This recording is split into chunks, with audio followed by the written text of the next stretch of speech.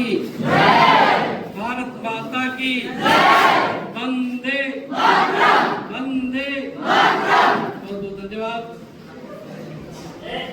आज एक अच्छी पहल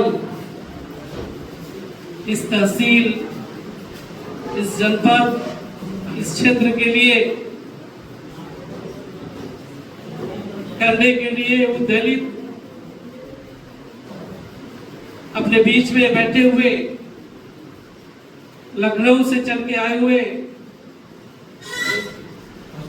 आशुतोष जी और इस क्षेत्र के, राजगढ़ क्षेत्र के सम्मानित ब्लॉक प्रमुख श्री गजेंद्र प्रताप सिंह जी, और अभी हमारे संचालक बंधु जो आपका संचालन कर रहे थे अभी तक, और हमारे समक्ष बैठे हुए सम्मानित शिक्षक और शिक्षिकाएं, सभी हमारे बैठे हुए प्रिंट मीडिया, टीवी मीडिया, और अपने समक्ष बैठे हुए देश के भावी कर्णधार नन्हे मुन्ने बच्चे और बच्चियां।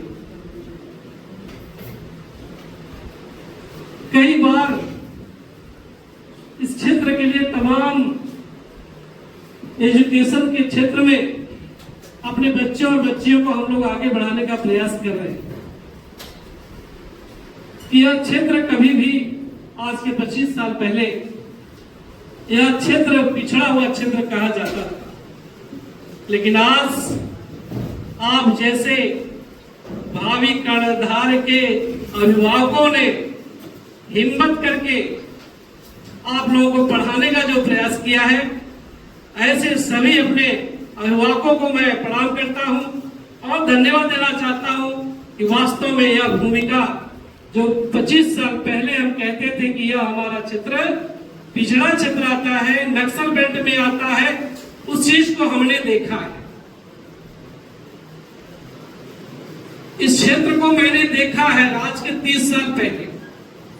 मैं इस क्षेत्र का नहीं रहने वाला था, मैं चुनाव क्षेत्र से चल के आया था, लेकिन इस 30 साल पहले जब मैं देखा इस क्षेत्र को, तो मुझे चिंतन और मंथन करने की आवश्यकता पड़ी। और मैं इसके पहले जो इंटर कॉलेज के संस्थापक थे, जो भी छोटा या बड़ा इंटर कॉलेज चला रहे थे, संचालित कर रहे थे, मैंने सबको मिला करके, बैठ करके सोचने का प्रयास किया, यहाँ और कुछ क्या हो सकता है जो अपने क्षेत्र के बच्चों को जरूर दिया जा सकता है। और तन मन धन लगा करके इस क्षेत्र के सभी स्कूल के संचालक गण और अभिभावक गण मिल करके हम लोगों ने एक इतिहास बढ़िया में जो खड़ा किया है, उसमें आप सभी के अभिभावकों की देन है। हम लोगों का तो केवल मेहनत और दौड़ लगा है, दिमाग लगा है, लेकिन फाइनेंशियल पोजीशन यदि नहीं होती तो आज हमारा यह क्षेत्र जिस तरह से 25 साल पहले कहा जाता था वो स्थिति में रहता। लेकिन नहीं, ये पहल जो हुई वो हमारे अभिभावकों की देन रही, हम सभी संचालक बंधुओं की देन रही। यहाँ पे शायद 2 इंटर कॉलेज के बच्चे बैठे हैं, 2 इंटर कॉलेज और 3 इंटर कॉलेज के बैठे हैं। तो हम इस 3 इंटर कॉलेज के बच्चों को मान लेते हैं ये मड़ियार क्षेत्र के राजगढ़ और पटेला ब्लॉक के सभी बच्चे और बैठे यहाँ पे हैं, क्योंकि एक गांव से आए होंगे तो 200-300 गांव के लोग हमारे पास यहाँ पर बच्चे बैठे हैं। तो हम मान लिए कि इस क्षेत्र के सभी लोग यहाँ पे बच्चे उपस्थित है, तो मान लीजिए सभी उपस्थित। और ये संदेश देने का काम आप लोग कर रहे हैं कि यहाँ पर IAS, PCS और PCSG और APO, ये सभी जो चीजें लिखी गई है वो हमारे भारत देश का एक बहुत बड़ा पद है। उस पद को सुशोभित करने का इस क्षेत्र के बच्चों को अवसर प्रदान हो रहा है, यह बहुत बड़ी देन है। ऐसे अपने जो आप लोग लिखे हैं गजेंद्र भैया की नई पहल, तो वास्तव में ये गजेंद्र भैया अकेले नहीं है, आप लोगों की जब पहल होगी तो सबकी पहल उसमें निहित है। और जो लखनऊ से चल के आए हैं हमारे इस कोर्स को संचालित करने के लिए, वह भी निःशुल्क है। ये बहुत बड़ी बात है, ये बहुत बड़ी थिंकिंग है, बहुत बड़ी चिंतन है। इस तरह का यदि सोच करके आए हैं, मैं आपको बधाई देता हूँ, आपको प्रणाम करता हूँ कि आप जैसे लोग इस देश में रह करके अपने राष्ट्र के प्रगति को जिस तरह से विकसित भारत कहा जाएगा, कभी उस विकसित भारत को देखने वाले हमारे यही कर्णधार हैं तो विकसित भारत को देख सकते हैं। माननीय मोदी जी की सोच को आपने यहाँ तक पहुंचाने का काम किया है, इसलिए आप भी बधाई के पात्र हैं। और मैं चंद समारोह में इसलिए कि मेरा हॉस्पिटल पे टीम आने वाली है, मैं वहां इसमें बीएससी नर्सिंग, जेएनएम और फिजियोथेरेपी डिपार्टमेंट का मान्यता लेने जा रहा हूं, तो कई दिन से हम लोग उधर व्यस्त हैं, इसलिए मैं थोड़ा सा समय निकाल के आपके बीच में आया था। मैं यह बताना चाहता हूं कि वास्तव में बहुत पहल करने की जरूरत है। अभी हमारा क्षेत्र जरूर आगे है, विश्वविद्यालय पूरे 3 जिला मिला के विश्वविद्यालय आपके पास बनने जा रहा है। पता है? नहीं पता है? नहीं पता है? क्या नाम है विश्वविद्यालय का? है विंध्यवासिनी मां विंध्यवासिनी विश्वविद्यालय के नाम से आपके मणियान तहसील के जस्ट बगल में अपना जो भारत रत्न सरदार पटेल हॉस्पिटल है, उसके जस्ट 300 मीटर पे आपको राज्य विश्वविद्यालय मिला है। यह बहुत बड़ा काम हुआ है, मिर्जापुर के लिए नहीं, मणियान के लिए भी काम हुआ है। उत्तर प्रदेश में जितने विश्वविद्यालय खुले हैं उसमें यह भी विश्वविद्यालय का एक नाम है कि हमारा जो क्षेत्र कहते थे हम लोग पिछड़े क्षेत्र में है, अब भूल करके ये नहीं कहना है हम विश्वविद्यालय के क्षेत्र में रहते हैं। हमारे क्षेत्र में 20 कॉलेज है, इसलिए अब हमारा जो मिर्जापुर तहसील है, मणियान तहसील है मिर्जापुर का, वो अग्रणी भूमिका एजुकेशन के मामले में निभाने जा रहा है। यह अपने आत्मबल को जरूर मजबूत करिए कि आपके क्षेत्र में हर चीज की व्यवस्था हो गई है लगभग, अब कुछ बाकी नहीं है। एमबीबीएस भी खुल गया है। कहाँ खुला है एमबीबीएस कॉलेज? नहीं पता है? एमबीबीएस कॉलेज भी खुल चुका है, 4था बैच चल रहा है। कहाँ चल रहा है? मिर्जापुर में चल रहा है। मिर्जापुर से भटौली जो रोड जाता है वहां पे अपना मेडिकल कॉलेज भी खुल गया है सरकारी। इसलिए आप सभी हिम्मत करके तैयारी करिए, हर क्षेत्र की तैयारी करिए कि हर क्षेत्र में अपना अपना योगदान करिए और आईएएस, आईपीएस और पीसीएस बन करके अपने माँ बाप का नाम रोशन करिए, अपने क्षेत्र का नाम रोशन करिए। यही मेरी शुभकामना है। मेहनत जरूर करना पड़े। शिक्षक शिक्षिकाएं, अपने प्रिंट मीडिया, अखबार के मीडिया, सभी मीडिया को बधाई देता हूँ, धन्यवाद देता हूँ कि यह सुनने को मिले अगले साल या 1 साल बाद, 2 साल बाद जरूर सुनने को मिले कि मणियान तहसील में नए बच्चे आईएएस और आईपीएस और पीसीएस निकाल रहे हैं। इतने से हम लोग दिल खुश हो जाएगा, हम लोग खुश होकर के जिंदगी जिएंगे और आपका साथ देंगे। जब तक जिंदा रहेंगे हम लोग एजुकेशन के क्षेत्र में आपका साथ भी देंगे, कभी भी भूलेंगे नहीं, क्योंकि यह एक सबसे बड़ा जो सरस्वती माँ का जो पूजन है, सरस्वती माँ के जो गोद में रह करके जितना ज्ञान ले लेगा वही सबसे बड़ा ज्ञान उसका जो अर्जित होता है, वही अपने पूरे जिंदगी का, अपने जीवन काल का वही परिश्रम जो है दिखाता है कि ज्ञान बहुत जरूरी है। इसलिए आप सभी लोग जो कि लखनऊ से चल के आए हैं, निःशुल्क देने जा रहे हैं, इसलिए ऐसे लोग कम मिलते हैं, इसलिए ऐसे लोगों का उपयोग करिए, अनुशासन में रह के पढ़िए। इसी के साथ मैं अपनी वाणी को विराम देता हूँ। जय हिंद, जय भारत।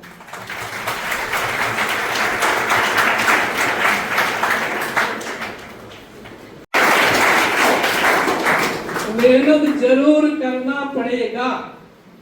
6 घंटा हम लोग सोते हैं, मात्र 6 घंटा।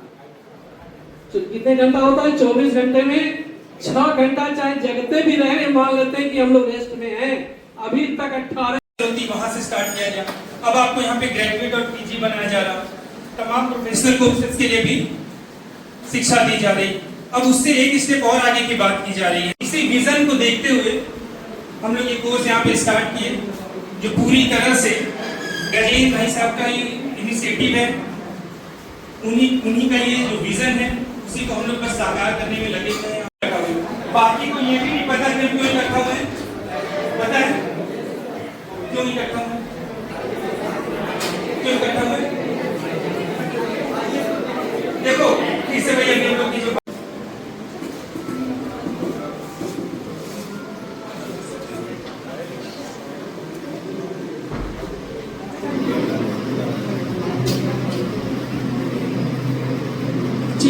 जरूरत है नहीं, साइलेंट वीडियो।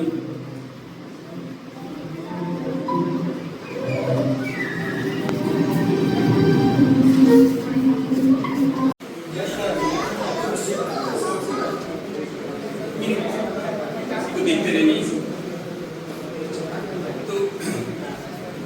समझ में आया, क्या मैसेज मिला? और एक चीज, मैसेज से पहले एक बात और क्लियर कर दें, जब कोई चीज व्यूज में दिखाई जा रही हो, मतलब इस तरह से जो आई आंख जिसे परसीव करे सीखे, या कोई चीज पोएटिक होती है, तो एक ही चीज की बहुत मीनिंग हो सकते हैं, एक ही चीज के बहुत अर्थ निकल सकते हैं। इसलिए आप ये ना समझें कि मेरा अर्थ, हम जो इसका एक्सप्लेन करेंगे, जो व्याख्या करेंगे, वो दूसरे वाले से मैच नहीं करेगी तो क्या होगा। आपको जो भी समझ में आया बिना किसी हिचक के, घबराहट के आप बताइए। चलिए सबस, क्या नाम है आपका? Sorry, season. बैठो सीजन, आराम से कंफर्टेबल होके। हाँ, तो बताओ सीजन, क्या समझ में आया? शाबाश, बहुत बढ़िया, ताली बजाओ सीजन के लिए। और लोग? हाँ शाबाश, क्या नाम है? आदर्श। आदर्श बताओ आदर्श। मेहनत के साथ साथ अपने जिस लक्ष्य को पाना, उस लक्ष्य के साथ हम जिद भी जरूरत है। बहुत बढ़िया, शाबाश। जिस लक्ष्य को पाना, मेहनत के साथ साथ जिद भी जरूरत है। आदर्श। और लोग? और लोग? देखो, जब वो अभी तक जब वो छोटी थी, वो चिड़िया, तो उसकी जो मदर थी वो उसकी फीडिंग कराती थी, खाना पानी लाके देती थी, उसको वही आदत थी। लेकिन उसकी माँ ये सिखाना चाह रही थी कि एक समय के बाद तुम्हें ये सब खुद करना होगा, तुम्हें खुद बाहर निकलना होगा, और अब हर बार इस तरह से फीडिंग नहीं हो पाएगी। तो वो देखिए, शुरुआत में वो डरी नहीं, वो बार बार इमेजिन करती थी कि अगर हम बाहर जाएंगे तो शायद समुद्र की लहर आएगी और हमें डुबा ले जाएगी। लेकिन फिर एक बार वो हिम्मत की कि नहीं, जाना चाहिए, चल के देखते हैं, और उस मुसीबत से बाहर आने का वो तरीका खोज ली, उसे झेलने का तरीका सीख ली कि कैसे इस मुसीबत को फेस करना है। उसे पता लगा कि जब लहर आएगी तो बालू में जगह बना लेनी है, तो लहर हमें खींच के नहीं ले जा पाएगी। वो खुद से सीखी, और जब खुद से सीखी तो उसकी जिंदगी कैसे बदल गई। पहले वो हमेशा घुटने में बैठी रहती थी, और जब वो जान गई कि जिंदगी को कैसे जीना है, जिंदगी के चैलेंजेस को कैसे झेलना है, तो उसकी लाइफ और ज्यादा अच्छी हो गई। वो अपने उस घोंसले से बाहर आई। यही आपके साथ है। अभी तो आप एक तरह से देखो तो आप नेस्ट में हो ना, अभी आप अपने क्षेत्र में हो, अपने मम्मी पापा, गार्जियन, रिश्तेदारों के पर भी उनके क्षेत्र में हो, अभी उन्हीं के संरक्षकता में हो अभी। लेकिन एक समय के बाद आपको यहाँ से बाहर निकलना है। क्या आप अपनी जिंदगी बस ऐसे ही देख रहे हो? आप अपनी जिंदगी क्या ऑफिसर्स के रूप में नहीं देख रहे हो, जज के रूप में नहीं देख रहे हो, किसी प्रोफेसर के रूप में, किसी टीचर के रूप में नहीं देख रहे हो? और अगर आप देख रहे हो अपने आप को, तो निश्चित है कि आपकी जिंदगी में भी चैलेंजेस आएंगे, और उन चैलेंजेस के लिए आपको तैयार होना होगा। अगर आप अभी से ये डरते रहे कि यार हम जवाब देंगे तो क्या होगा, मेरी बेइज्जती ना हो जाए, लोग हंसने ना लगे, तो जब तक आपके अंदर ये डर है तब तक आप सीख नहीं पाओ, तब तक आप लाइफ के जो आपकी एम है, जो गोल है, उसे आप अचीव नहीं कर पाओ। अगर आपको जिंदगी में आगे बढ़ना है तो ये मान के चलना है कि जिंदगी में चुनौतियां आएंगी, चैलेंजेस आएंगे, और चैलेंजेस, चुनौतियां हमेशा डर पैदा करती हैं। तो जब आप उस डर को जीतना सीख जाएंगे तो फिर आप आगे अपनी जिंदगी में बढ़ना भी सीख जाएंगे।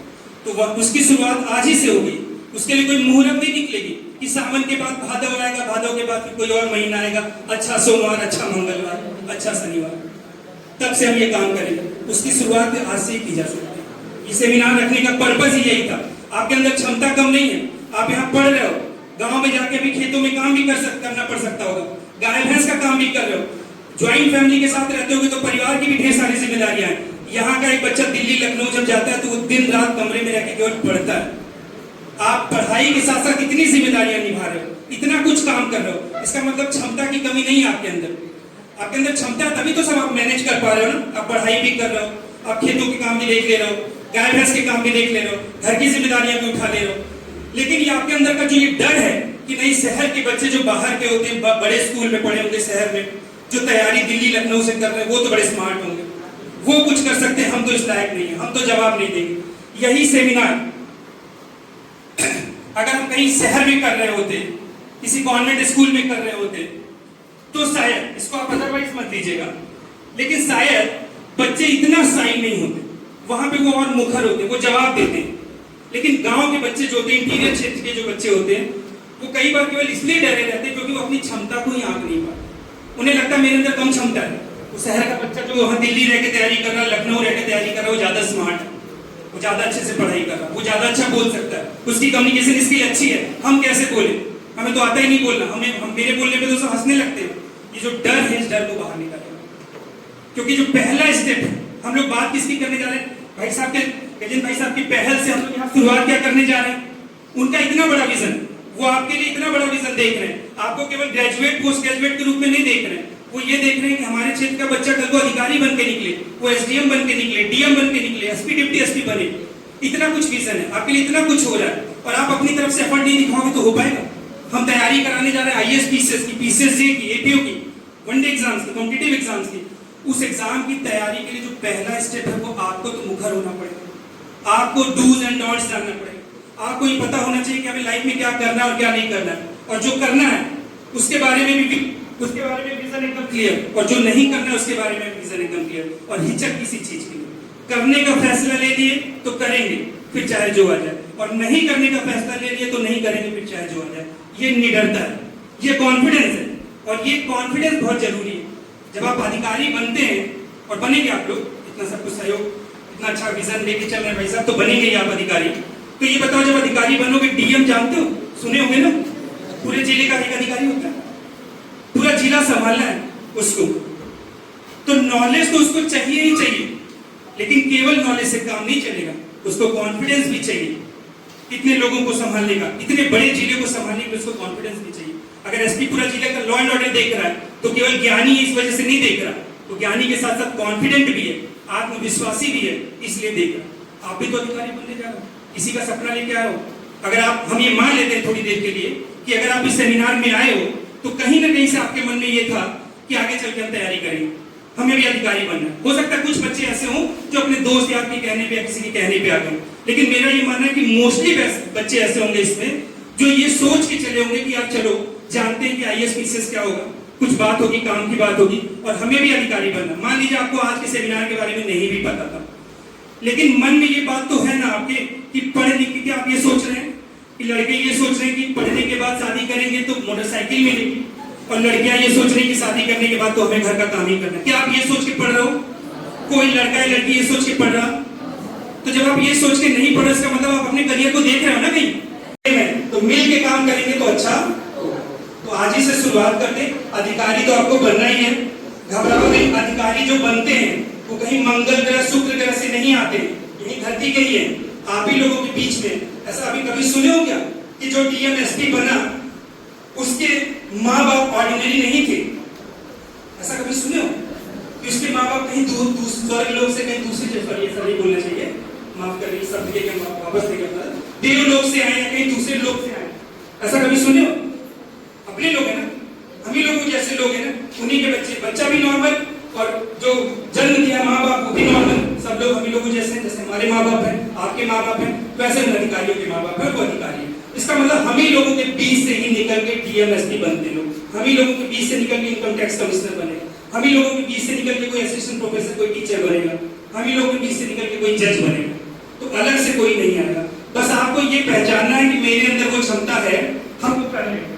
अगर अभी आपके मन में डर रहता है कि यार हमसे होगा कि नहीं, तो उसका कारण ये नहीं है कि आपकी बुद्धि 10 ग्राम की है, जिसका सिलेक्शन हो जाता है वो 2 किलोग्राम का बुद्धि है उसका। ऐसा भी बायोलॉजी के भी कुछ स्टूडेंट्स होंगे, और अगर नहीं भी होंगे साइंस बैकग्राउंड के, तो बेसिक साइंस तो सब जानता है। तो ऐसा तो नहीं होता ना कि आपका दिमाग 1 तोले का है और उनका 2.5 टन का, ऐसा भी नहीं होता। इतना तो जानते हो, बायोलॉजी में इतना तो जानते होंगे। तो अगर आपके मन में ये भाव आता है कभी डर कि शायद सिलेक्शन होगा कि नहीं पढ़ने, तो उसका रीजन आपका दिमाग नहीं हो, आपकी क्षमता, आपकी मेहनत नहीं है। आपको डर इस बात का रहता है क्योंकि आपको सही गाइडेंस नहीं मिल पाता, आपको ये पता नहीं होता कि अगला स्टेप क्या रखना है, अब क्या करना है, ये कर लिया, अब अगला कदम क्या होगा, और अगला कदम अगर होगा, पहली चीज तो सबसे पहले गाइडेंस कि पता नहीं होता कि नेक्स्ट स्टेप क्या करना है, क्या करें तो सिलेक्शन हो जाएगा, कौन सी किताब पढ़े, कितने घंटे पढ़े, किस तरह से पढ़े। अगर ये आपको बता दे तो पहली चीज, सबसे जरूरी चीज होती है, सबसे जरूरी चीज होती है कि गाइडेंस, निर्देश ना। और उसके बाद जो दूसरी चीज होती है, गाइडेंस कई बार अच्छे टीचर्स हैं, यहाँ पे भी आप लोगों को जो टीचर्स पढ़ा रहे हैं बहुत अच्छे टीचर्स हैं, गाइड कर रहे हैं, वो आपको गाइड करते रहते हैं, आपको बताते रहते हैं।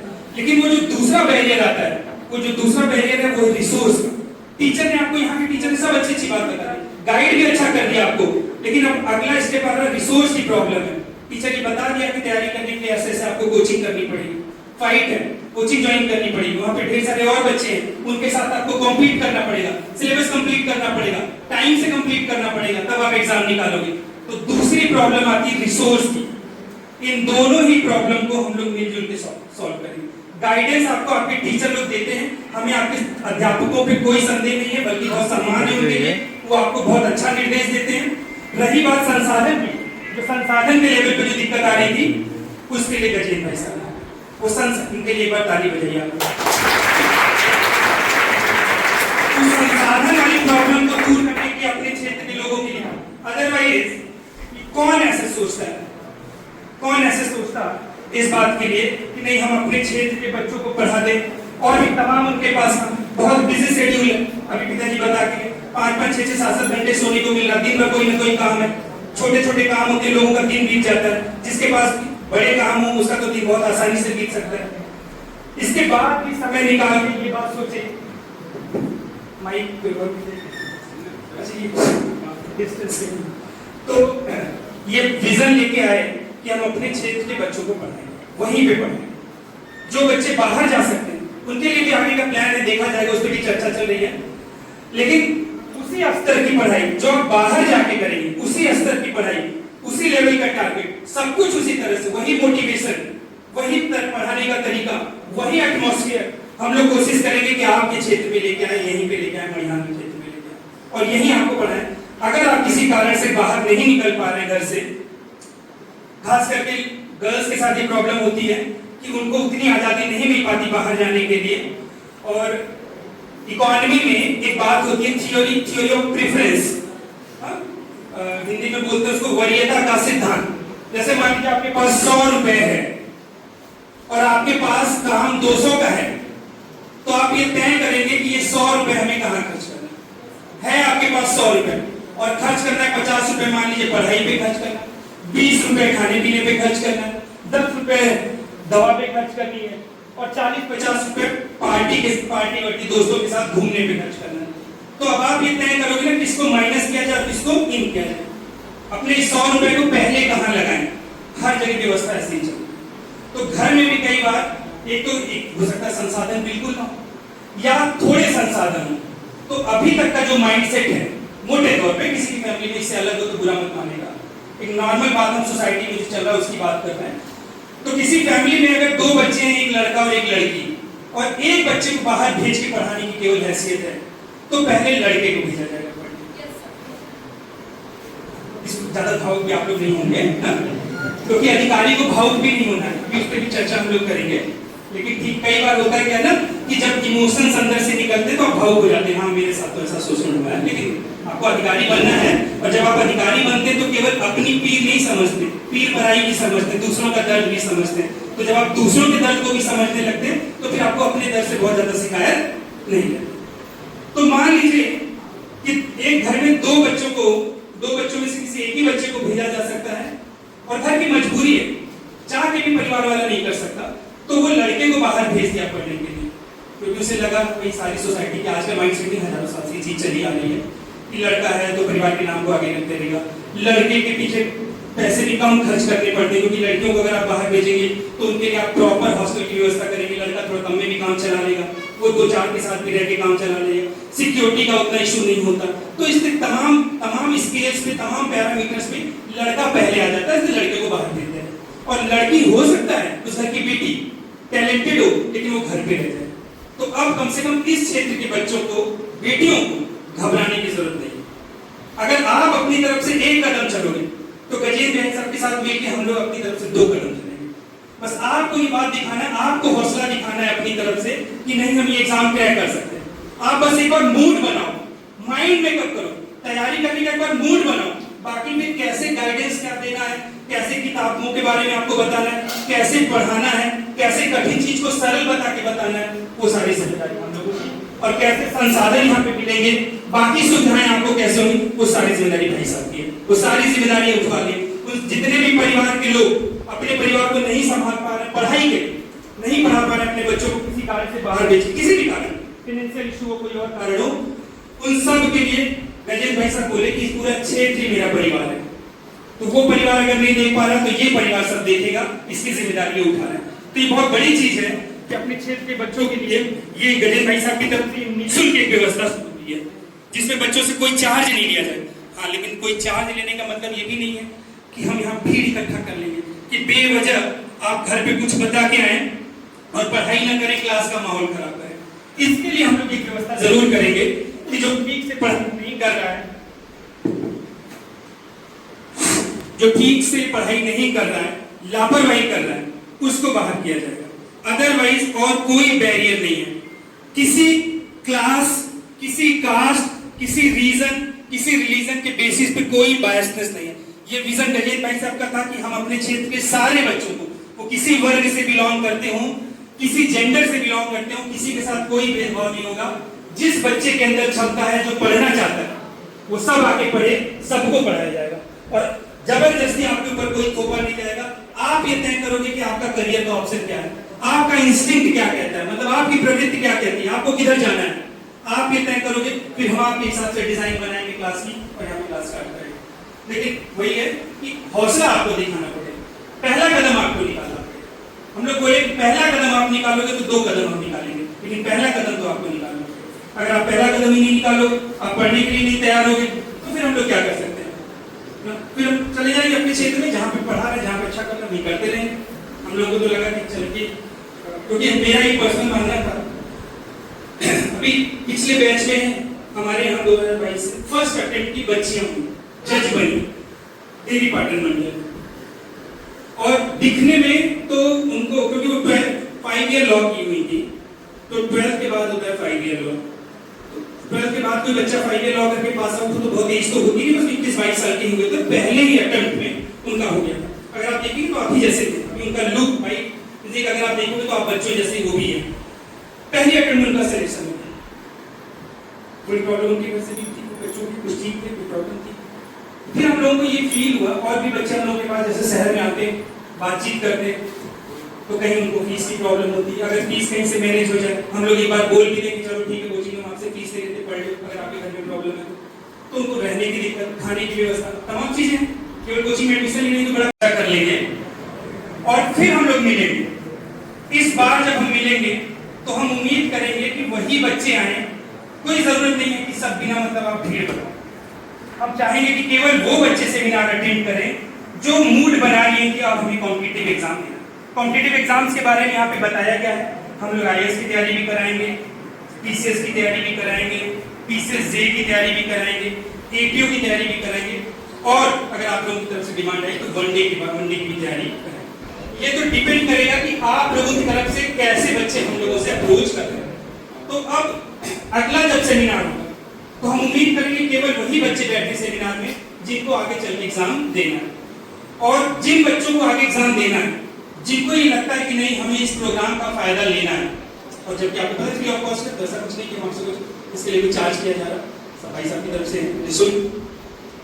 तो आप लोग जो बच्चे इसको सीरियसली ले रहे हैं इस प्रोग्राम को, वो सब लोग कंसर्न अथॉरिटी जो भी यहाँ पे कॉलेज को बता दिया जाएगा अभी आपको, वहां पे आप अपना आके नाम वाम लिखवा दें, ताकि ये लग जाए कि आप आने वाले हो। इतना तो हमें पता चल जाना चाहिए कि नेक्स्ट टाइम कौन सा बच्चा आना चाहता है, कौन सा कॉम्पिटिटिव एग्जाम की तैयारी करना चाहता है और कौन सा नहीं करना चाहता। अगर आप कॉम्पिटिटिव एग्जाम की तैयारी नहीं करना चाहते तो कोई जरूरत नहीं आप अपना टाइम वेस्ट करें यहाँ पे। फिर आपके करियर का जो भी गोल है आप अपने गोल की तरफ बढ़िए, लेकिन अगर आपका गोल कॉम्पिटिटिव एग्जाम है तो आप अपना नाम यहाँ नोट करा दीजिएगा, ताकि नेक्स्ट टाइम जब हम सेमिनार में तो वो सेमिनार और कस्टमाइज्ड हो सके, प्लान हो सके, उसमें एग्जैक्टली हम वो बात बता सके जो एग्जाम के लिए जिसकी तरफ हम लोगों को आगे मूव करना है। अभी तो हम बहुत जनरल बात आपको बताएं, बहुत बेसिक बातें आज आपको हम बताएं। थोड़ी सी बात और, ये IAS PCS क्या होता है, कितने लोगों को पता है IAS PCS क्या होता है?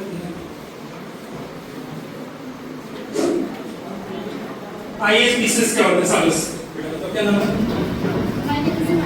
माया माया सालस माया, बहुत बढ़िया। माया फर्स्ट डिवीजन है, फर्स्ट डिवीजन पहला नंबर माया है। तो हम आए बताओ सालस, बैठ बताओ आराम से, बड़ी बैठ बहुत बढ़िया। बताओ IAS का क्या मतलब है? यूपीएससी का जब पेपर होता है उस टाइम की हिसाब से मिलता है ना। हाँ सब बहुत बढ़िया, यूपीएससी का पेपर होता है, बहुत बढ़िया बहुत बढ़िया।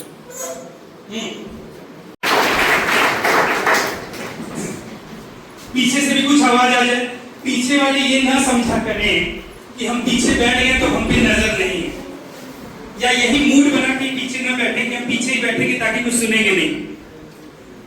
और आप लोग को और सिंसियर लग रहे हो, मूड बना के तो बताओ भाई, इधर से बच्चों आईएएस का नाम सुना है कभी? इतनी रील दिन भर में देख डालते हो तुम लोग, कभी आईएएस वाली रील नहीं टकराई? हाँ, सब गाने डांस वाली टकराते, रील तो ऐसे करते जाते हो साइड ना, तो उसमें दिखता होगा कभी कोई अधिकारी वाला नहीं मिला? मिला मिला तो क्या समझे आईएएस? फिर घबरा रहे हो, इतना लेक्चर देके मेरा गला सूखने लगा, चिल्ला चिल्ला के आधी आवाज माइक से आ रही, आधी डायरेक्ट आ रही, और फिर भी अभी तुम लोग अभी भी शर्मा रहे हो। ये बताओ, कोई गलत जवाब देगा तो वहां आगे चल के उसे गाड़ी में भर लिया जाएगा? हाँ? कि उसकी फोटो मिलवा के यहाँ लगवा दी जाएगी कॉलेज के सामने? या आपकी बहुत बड़ी इज्जत है यहाँ पे, आपको सब बहुत जानते हैं, बहुत चौधरी हो आप? अभी तो सीखने के दौर में हो ना, तो थोड़ी बहुत बेइज्जती हो जाएगी तो क्यों डर रहे हो इतना? चुनाव लड़ना है क्या पार्षदी का तुम लोग? तो क्यों डर रहे हो? बताओ बताओ, चलो क्या समझ रहे हो? बताओ समझ।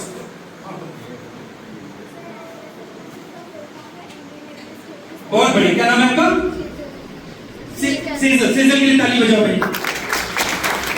सेजल ने बताया कि आईएएस का फुल फॉर्म है इंडियन एडमिनिस्ट्रेटिव सर्विसेज, और माया बताई कि यूपीएससी एक एग्जाम कराती है, उसमें रैंक वाइज जो सर्विस मिलती है उसमें आईएएस होता है। तो दो जवाब हमें मिले, देखो यही होता है, यही से सीखोगे आप। दो अलग अलग बात बताई गई और दोनों सही है, तो हर बार ये जरूरी नहीं होता कि एक सही और एक, कभी कभी कई बातें साथ साथ सही हो सकती है। तो आप बताओ, और लोग बताओ, और लोग बताओ। हाँ सब, बस कोई भी सब। हाँ। बहुत बढ़िया बहुत बढ़िया, सब बस। क्या नाम है आपका? आदर्श। अच्छा आदर्श, तो तुम्हें हाँ, आदर्श के लिए भी भाई ताली, बहुत बढ़िया। कोई बात नहीं, एक दिन में डर खत्म भी नहीं हो जाता, और हम कोई संदीप माहेश्वरी भी नहीं है कि आपको मोटिवेट करते और आप नाचने लगे टेबल पे। हम तो बस आपको पढ़ाई की बात करने के लिए आए हैं। तो हो सकता है कि अभी आप बहुत न बोल पा रहे हो, अभी भी हेजिटेशन हो मन में, लेकिन खत्म हो जाएगा धीरे धीरे। अब मूड तो बना लो, मूड तो बना लो कि अगली बार हम भी बोलने की कोशिश करेंगे। आज नहीं बोल पाए कोई बात नहीं, इतना तो मूड बना सकते हो ना। चलो, तो हम आपको ये बता दें, थोड़ी सी चर्चा हो जाए आईएएस पीसीएस पे। हमारे यहाँ जो व्यवस्था है, एक यहाँ से स्टार्ट करते हैं। सरकार तो सब जानते हो, सरकार सब जानते हो। सरकार के 3 अंग होते हैं, ये भी ज्यादातर बच्चे जानते होंगे। एक एग्जीक्यूटिव होता है, एक लेजिस्लेचर होता है, लेजिस्लेटिव, और एक जुडिशरी। 3 अलग है। जैसे संसद में अभी सत्र चल रहा है, विधानसभा का सत्र भी चल रहा, संसद का सत्र भी चल रहा, आपको पता होगा बजट पेश किया। तो संसद में जितने भी लोग बैठते हैं, संसद दिल्ली में है ना, संसद इतना तो जानते हो ना, एक संसद है, पार्लियामेंट है जो दिल्ली में है, इतना तो जानते होगे। अच्छा, तो उसमें 2 हाउस हैं, मतलब आप ऐसे समझ सकते हैं कि बड़ी सी बिल्डिंग में 2 घर हैं, एक को लोकसभा बोला जाता है और एक को, और सबको मिला के कॉमनली सांसद बोला जाता है। सब सांसद हैं, चाहे वो लोकसभा के मेंबर हो तब भी सांसद हैं, वो राज्यसभा के मेंबर हैं तब भी सांसद। ज्यादा से ज्यादा आप ये कह सकते हैं member of Lok Sabha and member of Rajya Sabha, लेकिन वो एमपी है, मेंबर ऑफ पार्लियामेंट तो है। तो एक संसद है जो दिल्ली में, संसद में बैठे हुए लोगों का काम है कानून बनाना। संसद में बैठे हुए लोगों का काम है कानून बनाना। ये बताइए, कानून जैसे मान लीजिए कि अभी ये बात हो कि यहाँ से 20 बच्चों को ले जाया जाएगा ट्रिप पे, 20 बच्चों को यहाँ से ले जाया जाएगा ट्रिप पे, और ये कहा जाए कि ट्रिप पे तभी जाएगा जब आप लोग अपनी प्लानिंग कर लें, प्लानिंग में कोई कमी नहीं होनी चाहिए। तो वो जो 20 बच्चे होंगे सबसे पहले क्या करेंगे? ये कह दिया गया कि हम लोग केवल आपको ले चलेंगे, बाकी पूरी योजना आपको बनानी है। अगर आपकी योजना में कमी रही तो फिर आपको नहीं ले जाएंगे। तो आप क्या करोगे? सबसे पहले 20 लोग बैठोगे तो क्या करोगे? पहले मीटिंग करोगे, बातचीत करोगे। बातचीत करने के बाद ये तय करोगे कि देखो यार सर, जहां जा रहे हैं वहां ठंड पड़ती है, ऐसे कपड़े ले चल रहे हैं, 2 दिन के लिए जा रहे हैं तो इतने कपड़े ले चल रहे हैं, मोबाइल चार्ज करके ले चलना है, चार्जर रख के ले चलना है, ऐसे जूते रखने हैं, खाने के लिए ये व्यवस्था करनी, ये सब सोचोगे, नियम कानून बनाओगे। ये जो बातचीत कर रहे हो यही तो नियम कानून है। क्योंकि अगर आप किसी चीज को अचीव करना चाहते हो तो उसके लिए पहले कुछ रूल्स तय करोगे ना, नियम तय करोगे, और उसी नियम पे जब पार्लियामेंट की मोहर लग जाए तो कानून बन गया। बिना नियम की जिंदगी चल पाएगी? आप अपनी छोटी सी जिंदगी में भी सोचो, बिना नियम कानून बिना प्लानिंग के कुछ चल पाएगा? तो आप प्लानिंग करोगे और उस प्लानिंग पे जब पार्लियामेंट से मोहर लग जाती है तो वही कानून बन जाता है। तो एक संस्था सरकार का एक अंग ऐसा होता है जो कानून बनाता है।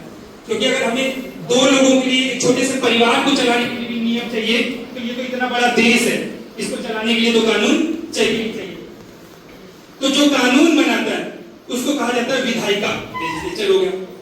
फिर उस बने हुए कानून को जो लागू करवाता है उसे कहा जाता है कार्यपालिका। जैसे मंत्री साहब, प्रधानमंत्री साहब, प्रधानमंत्री के सारे मंत्री लोग, उनके सारे अधिकारी, अगर हम स्टेट की बात करें तो मुख्यमंत्री साहब, उनके सारे अधिकारी और मंत्री, इन सारे लोगों को कहा जाता है कार्यपालिका। और विधायिका और कार्यपालिका अपना काम ठीक कर रही कि नहीं, जनता के साथ कोई अन्याय तो नहीं हो रहा, ये देखने का काम न्यायपालिका का। तो तीन अंग होते हैं सरकार में। इसमें से ये जो एग्जाम्स यहाँ जो परीक्षाएं लिखी गई, शुरुआत की जो दो परीक्षाएं लिखी गई आईएएस और पीसीएस, ये कार्यपालिका कर रहा। विधायिका के लिए सीधे भारत में लोकतंत्र, विधायिका के लिए कोई वैकेंसी नहीं आती, सीधे चुनाव होता है। कानून बनाने वाली संस्था का अगर आपको अंग बनना है, मोटे तौर पे मैं बात बता रहा हूं, कानून बनाने वाली संस्था का अगर आपको अंग बनना है तो वो चुनाव के माध्यम से। बाकी जो दो अंग बचे, एक कार्यपालिका और एक न्यायपालिका। इस कार्यपालिका और न्यायपालिका में जाने का तरीका परीक्षा, परीक्षाओं के थ्रू आप इसमें पहुंचेंगे। तो आईएएस पीसीएस वही कार्यपालिका है। तो हमारे यहाँ सरकार दो स्तर पे, एक केंद्र पे और एक राज्य पे। केंद्र में आपको पता है, केंद्र का पूरा शासन जो देख रहे हैं उसके जो मुखिया होते हैं उसे कहा जाता है पीएम, प्रधानमंत्री, प्राइम मिनिस्टर। और इस समय मोदी जी पीएम है, ये आपको पता है। और हर स्टेट को संभालने के लिए स्टेट का जो मुखिया होता है उसे बोला जाता है सीएम, चीफ मिनिस्टर। यूपी का, बिहार का, एमपी का। यूपी का आपको पता है कि योगी आदित्यनाथ जी हैं। तो दो लेवल पे सरकारें होती हैं और दोनों ही सरकारों को अपना कामकाज करने के लिए अधिकारी की जरूरत है। दोनों ही लेवल पे केंद्र सरकार अगर अपना काम करेगी तो उसको भी अधिकारी की जरूरत पड़ेगी, और राज्य सरकार अगर अपना काम करेगी, 2 मिनट सुन लो भैया, जगह बना लो भाई, जगह बना लो, सब लोग ना डिस्टर्ब हो एक लोगों की वजह से। देखो, तो केंद्र सरकार को अपने काम कराने के लिए अधिकारी चाहिए और राज्य सरकार को भी अपने काम कराने के लिए अधिकारी चाहिए। तो केंद्र सरकार के जो अधिकारी नियुक्त होते हैं उसके लिए एक संस्था है UPSC, union public service commission. वो संस्था परीक्षा कराती है। परीक्षा का नाम है सीएसई, सिविल सर्विसेज एग्जामिनेशन। ध्यान से समझना, परीक्षा कराने वाली संस्था का नाम है यूपीएससी, यूनियन केंद्र के यूनियन पब्लिक सर्विस कमीशन। जिस परीक्षा को कराया जाता है उस परीक्षा का नाम है सीएसई, सिविल सर्विसेज एग्जामिनेशन। और उस परीक्षा को पास करने के बाद जो पद मिलता है उन पदों में से एक पद है आईएएस, इंडियन एडमिनिस्ट्रेटिव सर्विस। जब आप यूपीएससी द्वारा कराए जा रहे सीएसई के एग्जाम को क्रैक करेंगे तो उसमें 20, 22, 23 सर्विसेज सेवाएं हैं, उसमें से आईएएस एक। लेकिन चूंकि आईएएस इतना पॉपुलर होता है इस पूरी परीक्षा को ही आईएएस के नाम से जाना जाता है। अदरवाइज उसमें और भी IAS, IPS, Indian police services, IRS, Indian revenue services, IRTS, Indian railway traffic services, IRPS, Indian railway personnel services, ऐसे करके ढेर सारे, IFS, Indian forest services, IFOS, Indian forest services, foreign अलग है और फॉरेस्ट, तो ऐसे करके ढेर सारी सर्विसेज हैं। उसमें से सबसे ज्यादा डिमांड वाली जो सर्विस है आईएएस, क्योंकि बच्चे जो एग्जाम क्रैक करते हैं वो पहले नंबर पे लेना चाहते हैं आईएएस बनना चाहते हैं। क्योंकि अगर आप आईएएस बनोगे, रैंक आपको पद मिलेगा आईएएस का, तो मतलब मान लो कि आप जिले के डीएम, मोटे तौर पर मान सकते हो कि आप जिले के डीएम हो।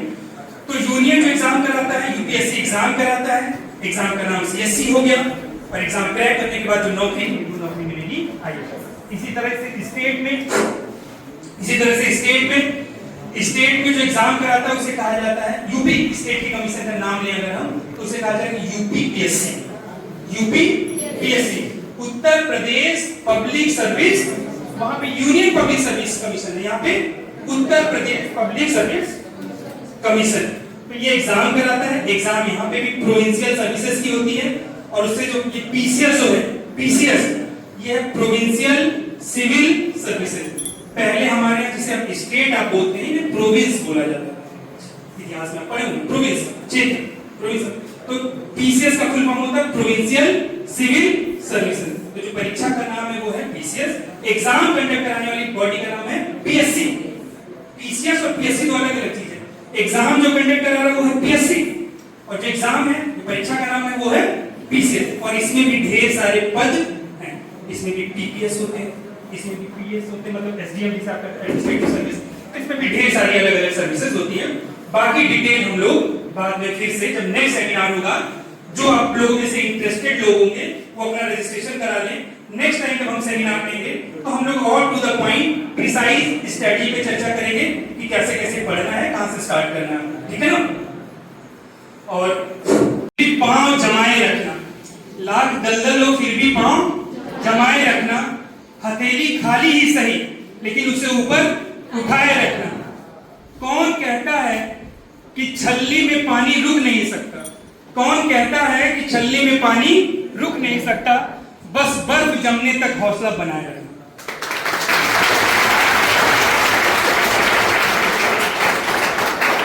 तो बस अब इसी के साथ हम खत्म करेंगे।